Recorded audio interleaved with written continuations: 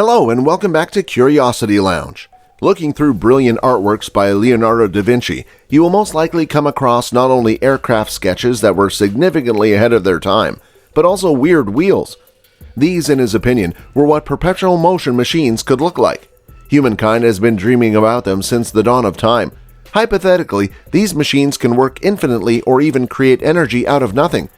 In this video, we'll answer the questions you have about the secret behind the Da Vinci wheels, including, did Nikola Tesla really invent a car with an infinite energy generator? And what perpetual motion machine model came closest to success? So what kind of perpetual motion machines did ancient and medieval design engineers build?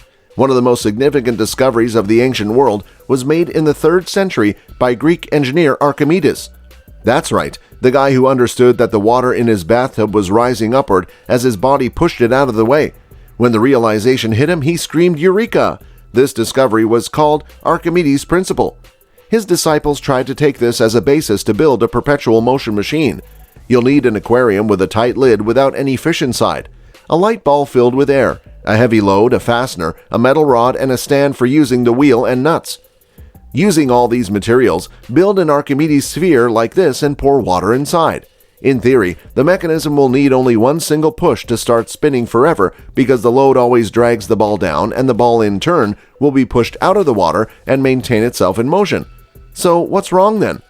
The thing is, the friction of the metal rod and the water itself against the aquarium glass will eventually surpass the buoyant force affecting the ball. The mechanism will stop working within several minutes, and all the poor fish got kicked out of their home, and for what? But let's get back to the Da Vinci wheel. We need to install a few skewed bars inside it for a dozen metal balls.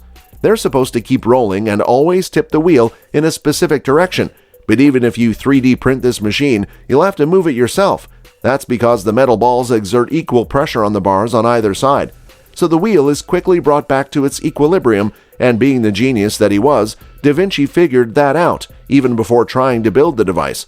But it is impossible to make some thin and smart mechanism able to compensate for the energy loss. What kind of perpetual motion machines were invented by clockmakers? Cornelius Drebbel, a Dutch engineer, was a kind of Elon Musk of the 17th century and created innovative clockwork that they said was able to run perpetually. A glass sphere, a plastic hose, a nozzle, and a pipe T. That'll be a really strange order in your online shopping cart. The sphere must freely rotate on the stand, and you'll need to insert the pipe T into its top mind, that it should be an airtight construction. Pour fluid down the hose, then attach one end containing air to the sphere and leave the other end open. It seems unbelievable, but the fluid in the hose will visibly oscillate during the day. It'll make the sphere spin, which in turn will wind the clock, and the whole thing will keep going endlessly. But how? Drebbel claimed that the fiery spirit of the air helped it run for hours, but actually, there's no magic at all. The fluid in the hose is set in motion by changes in atmospheric pressure. A similar principle was used by James Cox in the 18th century, except that he wound the clock with the help of a mercury barometer instead of a hose filled with fluid. As a result, it was enough to wind the device once and watch it work for decades. But let's face it, both Drebbel and Cox's mechanisms relied on external forces to gain momentum. They're fueled by the atmosphere of the Earth, and they're certainly not perpetual motion machines.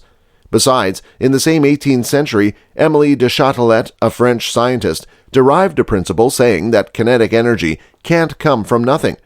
This became the basis for the law of conservation of energy, which states that energy can't be created, only transformed from one form to another. Let us know what you think in the comments below. That's all for today. I hope you liked the video. If you did, make sure to hit that like button and subscribe to Curiosity Lounge so that you never miss any amazing video from us.